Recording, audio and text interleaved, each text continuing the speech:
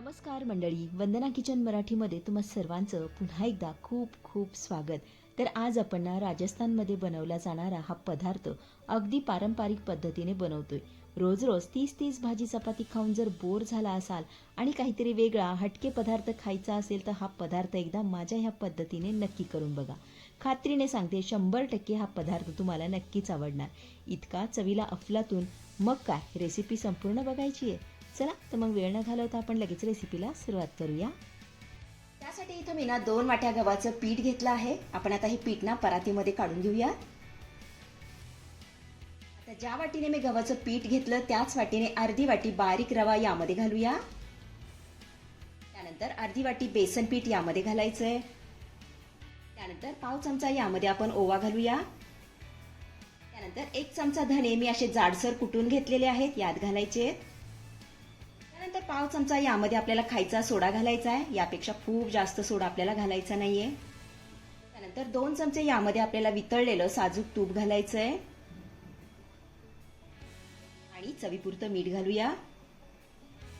आता हे सगळं साहित्य आपल्याला चांगलं एकजीव करून घ्यायचंय. याला छान असं मिक्स करून घेऊया.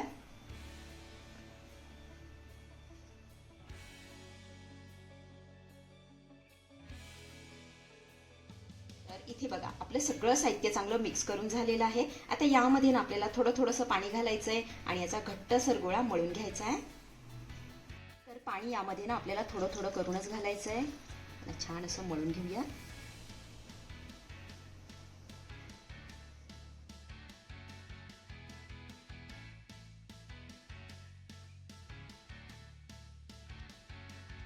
इथे तुम्ही बघू शकता आपली ही कणिक मळून झालेली आहे आणि हे बघा इतकी घट्टसर मी मळून घेतलेली आहे. आपण पुरीला कणिक मळतो की नाही त्या पद्धतीने ही कणिक मी मळून घेतली आहे. आता यावरती आपल्याला झाकण ठेवायचं आहे आणि ही कणिक 10 मिनिटं चांगली मुरू द्यायची आहे.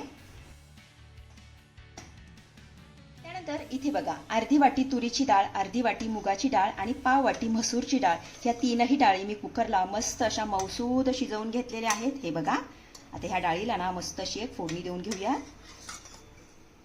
त्यासाठी कढईमध्ये आपल्याला 2 चमचे तेल घालायचंय.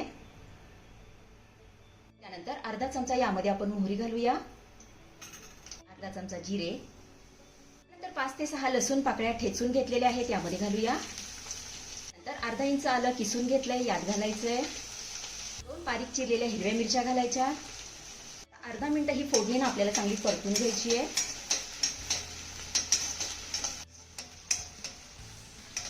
आपली चांगली परतून झाली की एक चिरलेला कांदा यामध्ये घालूया.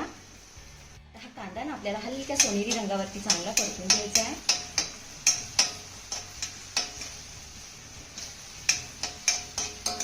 चला इथे आपला कांदा चांगला परतून झाला की यामध्ये घालूया एक बारीक चिरलेला टोमॅटो.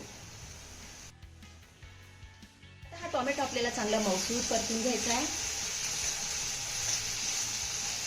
तर इथे तुम्ही बघू शकता आपला टोमॅटो चांगला मौसूद परतून झालेला आहे. आता यामध्ये आपल्याला काही सुके मसाले घालायचे.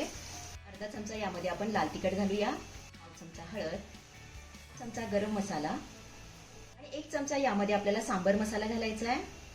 1 मिनिटभर हे मसाले आपल्याला चांगले परतून घ्यायचे.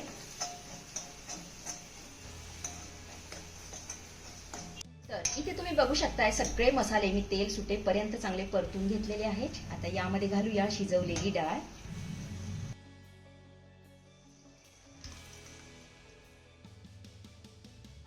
तर यामध्ये आपल्याला पाणी घालायचंय. आता तुम्हाला डाळ किती घट्ट किंवा पातळ हवी त्यानुसार यामध्ये पाणी घालायचंय.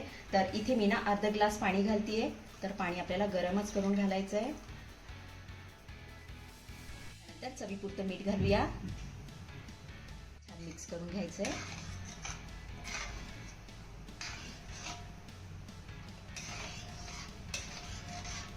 ह्या डाळीला मस्त अशी उकळी आणायची आहे.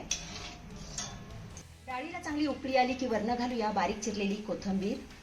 तर इथे आपली चटपटीत डाळ बनवून तयार झालेली आहे. गॅस बंद करूया. इकडे 10 मिनिटं झालेली आहेत. यावरची मी झाकण काढतेय. तर आपलं हे पीठ चांगलं मुरलेलं आहे. आता चपातीप्रमाणे यामधले आपल्याला उंडे काढून घ्यायचे. अशा पद्धतीने आपण उंडे काढून घेऊया. हातावर छान असा गोल करून घ्यायचा आहे.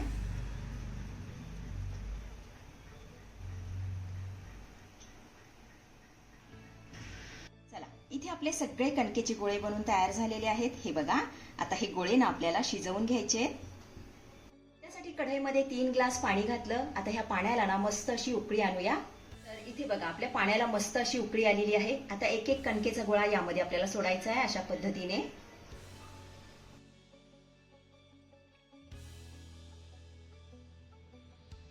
कणकेचे गोळे पाण्यामध्ये सोडून झाल्यानंतर गॅसची फ्लेम मीडियम करायची आहे आणि मीडियम फ्लेमवरती हे गोळे ना आपल्याला 10 ते 12 मिनिटं चांगले शिजवून घ्यायचे आहेत.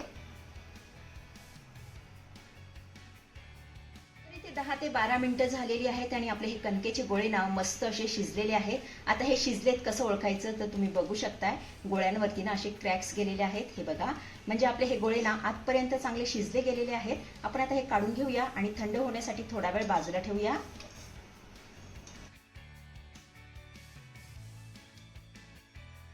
आज ना आपण राजस्थान मधला फेमस दाल बाफला बाटी बनवतोय. तर इथं आपले हे बाफले ना पूर्णपणे थंड झालेले आहेत. आपण आता यांना कट करून घेऊया. बघा, अशा पद्धतीने 4 भागांमध्ये हे बाफले मी कट करतेय.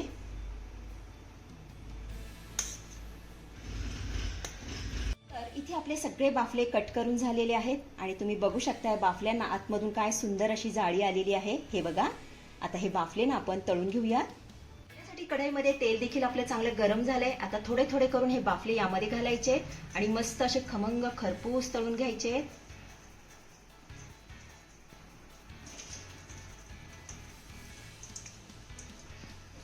तर इथे तुम्ही बघू शकताय बाफल्यांचा रंग बदललेला आहे, मस्त असा सोनेरी रंग आलेला आहे. तर इथे आपले हे बाफले ना कुरकुरीत असे तळून झालेले आहेत. काढून घेऊया.